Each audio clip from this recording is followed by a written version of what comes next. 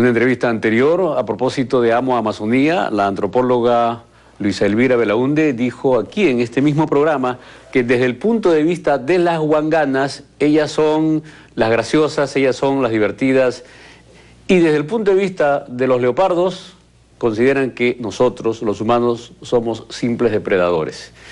Pues en ese camino va este libro, Inteligencia en la Naturaleza, investigando el conocimiento, del antropólogo Jeremy Narby, que acaba de ser publicado, y que indaga precisamente en la posibilidad de que los animales, los otros habitantes del planeta, también tienen entendimiento. ¿A partir de qué, profesor? ¿De qué parte para llegar a esas conclusiones? Bien, yo he empezado aquí en el Perú trabajando como antropólogo con los indígenas de la selva y ellos eran los primeros a presentarme la idea que plantas, animales tenían su inteligencia.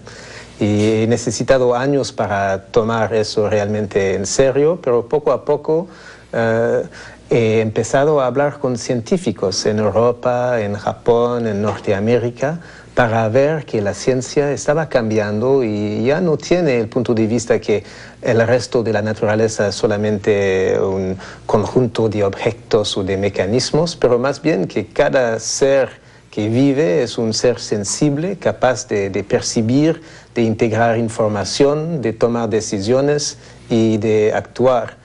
Así que la ciencia ahora está coincidiendo con las conclusiones de los mismos indígenas. De los chamanes. Sí, así es. Ahora, ¿a partir de qué elementos usted tiene esa convicción? Bueno, no es realmente una convicción, era más bien una interrogación. Este libro es la historia de una investigación y como antropólogo soy ni chamán ni científico, más bien un intermediario. Estoy buscando a ver cómo se puede entender entre las culturas. Entonces, es cierto que los chamanes indígenas afirman estas cosas desde mucho tiempo y he querido ver lo que dicen los científicos a propósito, ¿no? Y hay una evolución que podemos ver ahora y hay un número creciente de científicos que sí afirman estas cosas. Y se puede tomar ejemplos, ¿no? Con organismos simples como una hierbita. Una sola planta de una hierba es capaz de percibir su entorno y de extraer información de este entorno, de integrarla y de tomar decisiones. Y ahora, en los últimos 15 años... Perdona que lo interrumpa. Dice usted aquí que a partir de eso, esa planta puede producir elementos químicos que alejen a los depredadores que quisieran, que son herbívoros, digamos. Sí, bueno, esto es un ejemplo, pero a nivel más concreto, la planta haciendo solamente su trabajo de ser una planta, de crecer con las raíces por debajo, de evitar las piedras y de crecer en el buen sentido, de dirigir su cuerpo a dirección de la luz, eso, para solamente hacer eso, necesita integrar información y después tomar decisiones. Y cuando los científicos armados ahora con herramientas capaces de interceptar las moléculas que las células de las plantas se mandan mientras que hacen eso, han visto que los señales moleculares que la planta utiliza son idénticas a los que nuestras propias neuronas utilizan. Así que una planta no habla en castellano, por ejemplo, pero sí está integrando información, comunicando esta información de célula a célula y tomando decisiones de una manera muy semejante a lo que nosotros hacemos. Entonces, tenemos la prueba molecular ahora que organismos simples son capaces de tomar buenas decisiones como nosotros, y el sentido de la palabra inteligencia viene del latino interlegere, que quiere decir elegir entre. Es la capacidad de tomar buenas decisiones, ¿no? Entonces, organismos simples toman buenas decisiones todo el tiempo como nosotros. Eso para el racionalismo cartesiano debe ser una herejía. No, más bien son las conclusiones que los científicos racionalistas obtienen en sus laboratorios. Estoy de acuerdo con usted que contradice un poco los presupuestos de la cultura occidental, pero estos son los datos mismos que los científicos están generando. ¿Qué va a significar eso desde el punto de vista de la concepción acerca del mundo, del universo? Sí, es la pregunta interesante porque nuestra propia ciencia occidental está generando conclusiones que me parece deben empujarnos a tener una reflexión filosófica sobre nuestro papel adentro del mundo, porque hasta la fecha en las culturas occidentales los humanos se han puesto encima de las otras especies. Pero ahora vemos, conforme a lo que los chamanes siempre nos han dicho, que somos de la misma familia, y no es una metáfora, sino es una realidad físico-química, ¿no? Que las moléculas de ADN adentro de nuestros cuerpos son las mismas moléculas que hay adentro de otras especies, y todos los seres que viven en la biosfera aquí en este planeta son realmente vinculados por parentesco que se puede ubicar adentro de los últimos 4 miles de millones de años.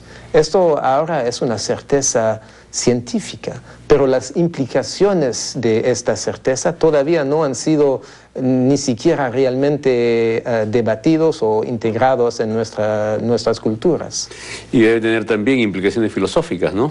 Sí, claramente, pero si uno para de ver a plantas y animales como objetos y se empieza a mirarlos como seres vivos, sujetos sensibles, entonces cambia un poco la manera de entender cómo debemos comer, cómo debemos hacer agricultura, cómo tenemos que tener un vínculo con estas otras especies. Y las culturas indígenas muestran algo interesante a propósito, porque un cazador indígena mata a los animales para poder comerlo. Entonces, como depredadores necesitamos comer otros organismos, pero si entendemos que los otros organismos son de nuestra familia, entonces estamos comiendo nuestros familiares, y esto implica una otra manera de acercarse de la caza, de la utilización de estas otras especies, y necesita un diálogo.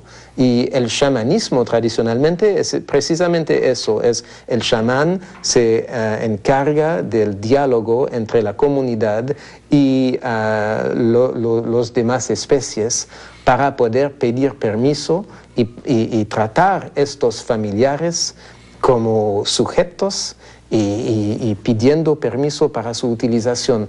Y mientras la sociedad industrial no tiene este enfoque por el momento, ¿no? Si uno mira como... Claro.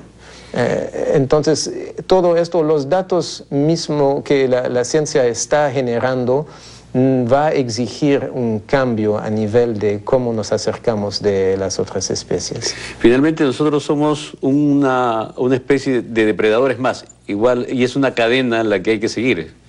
Bueno, tomamos los jaguares, ¿no? Los tigres. Ellos son en el entorno amazónico encima de la cadena de alimentación. Nadie come a los jaguares y ellos comen de todo. Sin embargo, son muy discretos, es muy difícil de verlos, no están abusando de su poder. Entonces es posible, ellos nos dan un ejemplo de que es posible de estar encima de la cadena, pero de actuar con un control sobre su poder. Al contrario, nosotros como somos una especie joven, no tenemos, me parece, todavía la dominación. La capacidad de controlar nuestro propio poder. Exactamente, y es como si fuéramos adolescentes.